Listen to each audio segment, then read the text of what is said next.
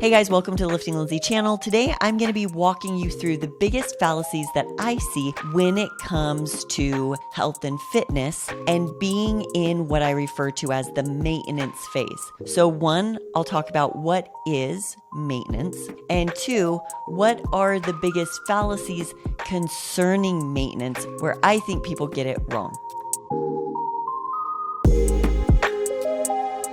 So let's get started. One, what is maintenance? So within health and fitness, there are different phases. Most people are aware of a diet phase or a fat loss phase, where you intentionally eat less or bring in less energy than you are expending. That is a fat loss phase.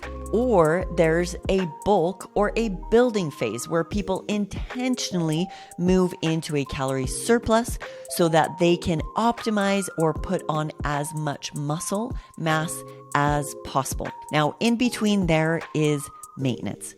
So after you go through a fat loss phase, you're going to move your calories back into maintenance. Maintenance is when the energy coming in, your foods, appropriately match the energy going out so that you can maintain your body composition. Now, notice that I said maintain your body composition, and I didn't say maintain your body weight, because they are two totally different things. At the bottom of a cut, you are typically very depleted. So your muscles are a little bit more depleted, and you will actually have lower weight.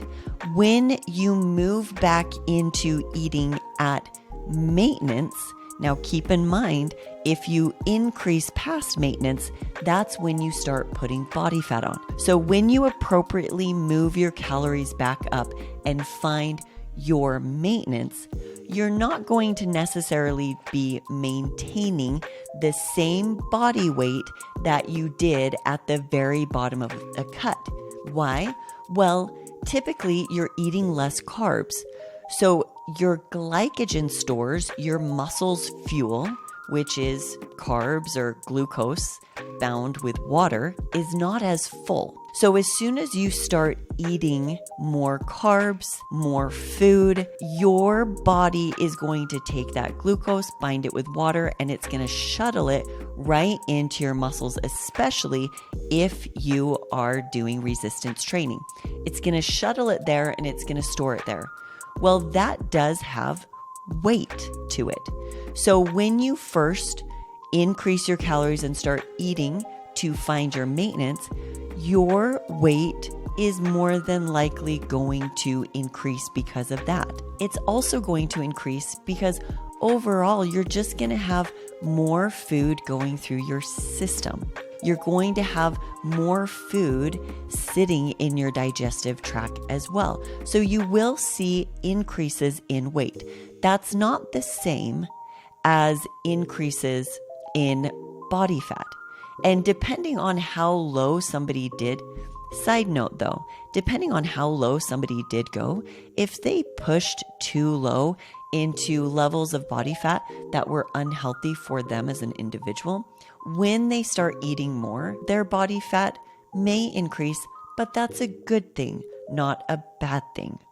So going back up to maintenance, you are going to see some increases in weight.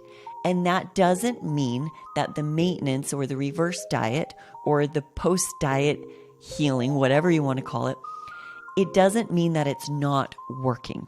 It's actually just part of it. So you will notice this increase over the first few weeks and then a plateau. Now, after a month of being at maintenance, if you still see it increasing, then you overshot your maintenance and you need to pull back a little bit. So fallacy number one is that your weight will remain perfectly the same as the bottom of your cut. And that is not true. When you get back up to maintenance, your weight will increase, but your body composition should stay relatively the same. Another thing that people often think when going back up to maintenance is that if they do start leaning into mindful eating and stepping away from tracking, which is something that I strongly encourage everybody to do, learn mindful eating. In fact, it is so important that I made a course about how to step away from tracking all the time and learn to be in tune with your body again, or some people actually never learned that. So I will teach you how to tune in to your hunger, fullness, satisfaction cues. That's really important. But even me, who has been doing this for a while, who is relatively in tune, when I sit at maintenance and life happens, and after a while, like 9-10 months, I may notice that maybe my body fat does increase and I want to kind of pull it back down a little bit. I actually think that's actually very normal for our bodies to go through fluctuations like that.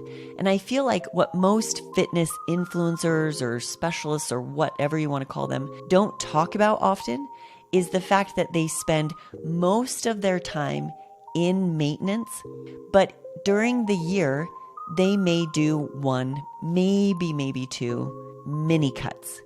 A mini cut is just a way to slightly pull things back. So maybe I've been in maintenance, mindfully eating for a year, and after a few vacations, I've noticed that my body composition has started to change a little bit. So I will go into a 4-week cut just to kind of pull things back down again. I'll go back up to maintenance and sit there for another year. I think a lot of times people think, oh, there's something wrong if you have to do that, but that's not necessarily true. In fact, it's very common for our body to fluctuate. It's very common for our lifestyle and our circumstances to change, and that's going to impact somewhat energy out and energy in. And it's okay to go into a little mini cut for like 4 weeks at a 25% calorie deficit, just to pull things down and tighten things up again, and then move back to the usual healthy maintenance lifestyle. So I think of it similarly to a car. If you really want your car to stay in optimal condition, you're not just going to go in and get an oil change once and then think, oh, I never have to worry about it again.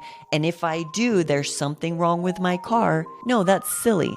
You have to consciously put effort to maintaining the health of your vehicle, just like you do with your teeth. You can't just brush your teeth once and then think, oh, there it goes. I shouldn't ever have to brush my teeth again. And if I do, then there's something wrong with the toothpaste or the toothbrush that I use. That's silly. Of course, nobody's going to think that way. But yet oftentimes with the body, they do think that way. They think, oh, just one cut. Just 12 weeks of putting in effort into what I'm eating, and then I should never have to think about it again. That's silly. In order to maintain, maintenance does require continuous effort. The only difference is the amount of effort that we put in at maintenance is relatively minimal compared to the effort we put in for something like a fat loss phase. So hopefully you've been able to get a few things out of this video. One, maintenance is actually going to be at a little bit higher weight than you were at the bottom of your cut. Maintenance also requires effort. It is going to require some cognitive oversight over energy balance going forward. The difference is it's not going to take as much effort as when you were in a fat loss phase. Another big takeaway is you can go 9 to 12 months and then find that maybe your body composition is starting to lean a little bit in a direction that you don't like. And it's totally fine to do a quick 4-week mini cut where you just jump into a 25% calorie deficit, be really on point for those 4 weeks, and then come out of it. I'll do that maybe once a year just to keep things in a really good, healthy position for my body.